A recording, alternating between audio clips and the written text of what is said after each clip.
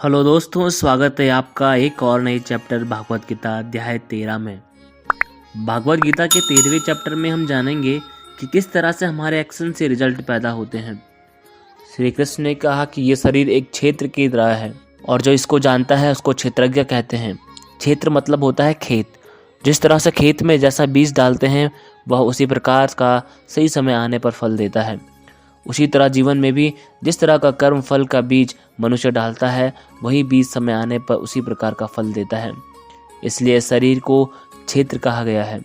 यह क्षेत्र और क्षेत्र का ज्ञान बहुत विद्वानों द्वारा बहुत तरीके से कहा जाता है और इस ज्ञान में 5 महाभूत पृथ्वी, अग्नि, जल, वायु, आकाश को मिलाकर मन, बुद्धि, अहंकार और सभी इंद्रियां भी शामिल हैं। इसके साथ साथ इसमें सुख, दुख, चेतना, शरीर, धैर्य और विकार भी सम्मिलित हैं। अब परम ब्रह्म को प्राप्त करने वाला ज्ञान क्या है ये मैं तुझे बताऊंगा। मनुष्य में कोई भी खूबी होने पर उसमें किसी तरह का घमंड नहीं होना चाहिए। किसी भी प्राणी को सताना नहीं चाहिए। दूसरों के प्रति क्षमा भाव होना चाहिए। गुरु की सेवा की जानी चाहिए। मन और वाणी में सरलता होनी चाहिए। मन और समस्त इंद्रियों पर पूरा वश होना चाहिए। किसी भी तरह के भाव में नहीं बहना चाहिए। संतान, जीवन साथी, घर और धन में मोह नहीं होना चाहिए। अच्छे और बुरे में भी मन और बुद्धि की स्थिरता होनी चाहिए। बुरे गुणों वाले लोगों से दूरी होनी चाहिए। एकांतवास में मन का शुद्धिकरण करना चाहिए। मुझ परमेश्वर में पूरी तरह से समर्पण और ध्यान मग्न रहना चाहिए। हे अर्जुन, अब मैं तुझे परम ब्रह्म के बारे में बताऊंगा। वो सर्वव्यापी है। वह सब इंद्रियों के साथ भी इंद्रियों के बिना है और वह निर्गुण होकर भी सभी गुणों के साथ है। वह सभी जीवों को और निर्जीवों में है। वो पास है तो दूर भी है, लेकिन फिर भी जानने में नहीं आता। वही ब्रह्मा की तरह जीवन उत्पन्न करने वाला है। वही विष्णु की तरह पालन करने वाला है और शंकर की तरह विनाश भी करता है। वह अलग अलग कालों में होते हुए भी एक जैसा लगता है और एक ही काल में भी अलग अलग तरह का होता है।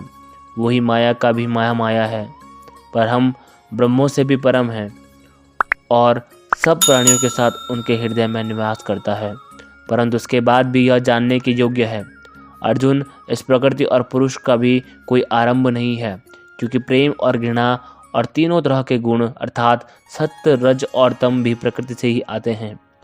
कार्य और कार्य को करने वाली इंद्रियां भी प्रकृति से ही उत्पन्न होती हैं। प्रकृति से जन्मा मनुष्य प्रकृति के ही गुणों को भोगता है और इन्हीं गुणों के भोग के अनुसार ही उसका जन्म और मरण तय होता है। इस तरह से जो भी मनुष्य प्रकृति के ज्ञान को जानता है वह कर्म करता है, वह भी मुझे प्राप्त होता है और मुझ परमात्मा को हर मनुष्य अपने अलग अलग तरीके से पाता है।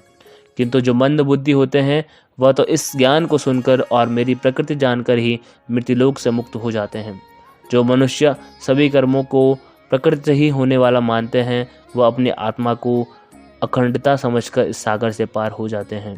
हे अर्जुन, जिस तरह से आसमान का पदार्थ काफ़ी पतला होता है और इसलिए वह दूषित नहीं होता, उसी प्रकार से यह आत्मा शरीर में सूक्ष्मता में रहती है जिससे यह कभी दूषित नहीं होती है।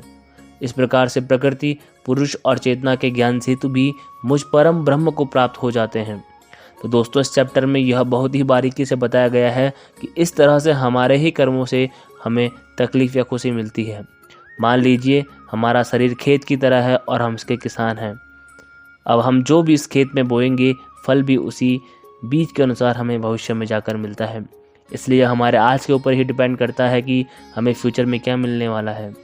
दोस्तों, ये थी हमारी आज की वीडियो। आपको कैसी लगी कमेंट सेक्शन में ज़रूर बताएं।